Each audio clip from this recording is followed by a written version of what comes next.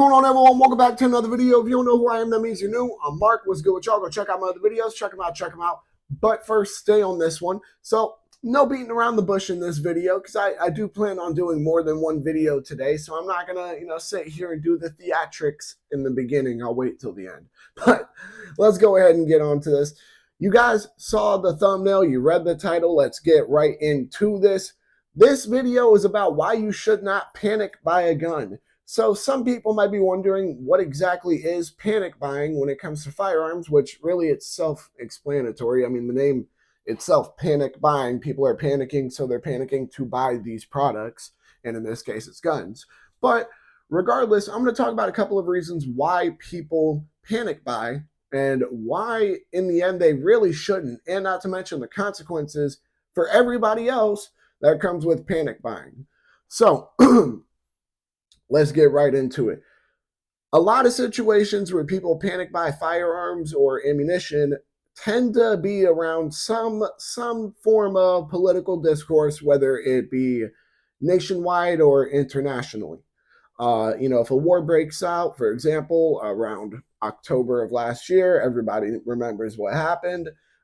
People started panic buying guns and ammo. Let's see here, every election cycle, people start panic buying guns and ammo. I mean, it just gets a little ridiculous. And in the end, it doesn't really do you any good. A lot of gun stores know when people are going to panic buy stuff. I mean, that's oftentimes when, believe it or not, that's oftentimes when they're having to pay a bit more for all their products as well. Because guess what? During times of political discourse, they know that what are they going to go for immediately? Regardless of whether it's, a war broke out, regardless of whether it's just an election cycle, they're going to be going for firearms and ammunition, whether it's in a good way or a bad way, whether they need some or they're trying to get rid of them. You see what I mean? In the end, panic buying just doesn't do you any good. Now, with panic buying, you're probably going to be paying more, whether you want to admit it or not. Some people might be wondering what I'm talking about when I say that. I can say it was around January, February. I went and shot my dagger, did 500 round review on it. I can also say that when I went to the range and did that, this was absolutely ridiculous in my opinion.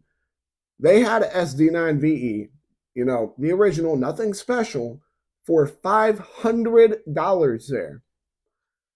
And oh wow, that was not great to say the least. That was only a few months after everything that happened last year in October. What people don't realize is that panic buying will pretty much always drive the price up, which is one of the consequences I'm going to get into in a bit. But why does it drive the prices up? Originally, it's because stores know you're going to panic buy. Stores know that people panic when comes election cycle, when comes any form of political discourse, whether it turns into a war or whether it's just, once again, an election cycle of any form, whether it be presidential or even state and local. Some people freak out over those too. In the end, there's just no benefit to it other than you're spending money and getting the gun. I mean, that's the same benefit as you buying a gun any other time of the year without the panicking, without you freaking out about it. Now, consequences. I mentioned one of them, a tiny bit, but if you panic buy guns, you're going to be driving the prices of them up. That's just the truth of the matter here. Some people, they want to argue against it, but when companies know that people are panicking and they're going to try to get something like guns, because pretty much every election cycle, everybody thinks that the world is going to end the next day after whoever is being elected into office is elected. Yeah, they do drive the price up for you a bit. And I mean, it sucks. No one wants to have to pay that extra money. It's actually most often recommended to gun owners to it's often recommended to gun owners to not buy during election season. Why? Because you're just going to be spending more than you need to. There's no reason to do that unless you really got the money to do so. And I really can say in this economy, not a lot of people have the money to do so.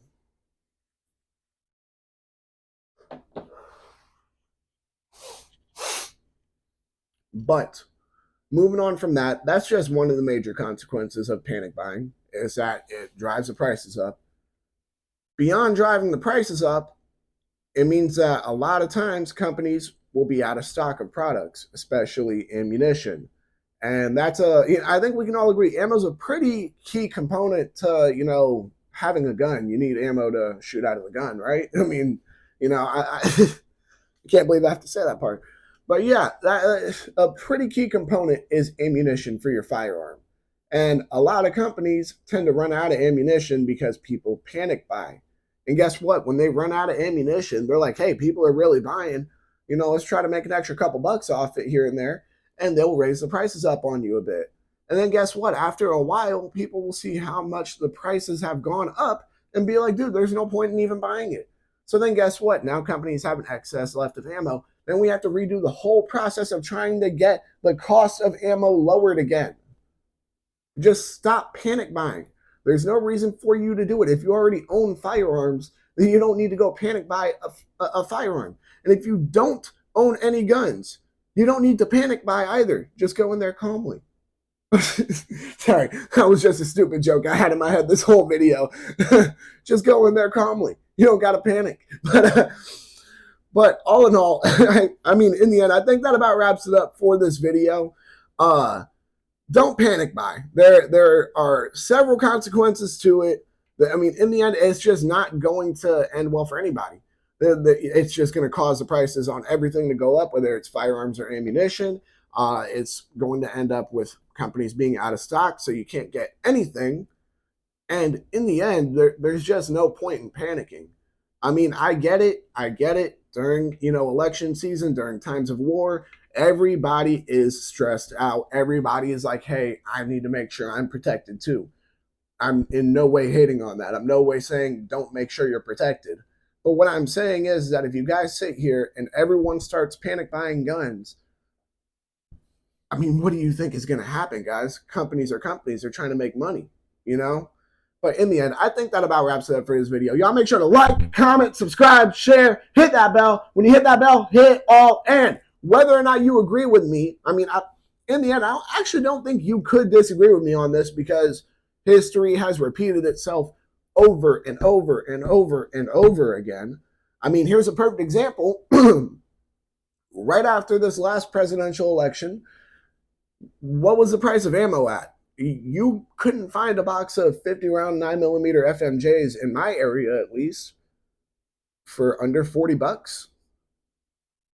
Now, I mean, I can go into pretty much any store and find it for $20, maybe $25 at most.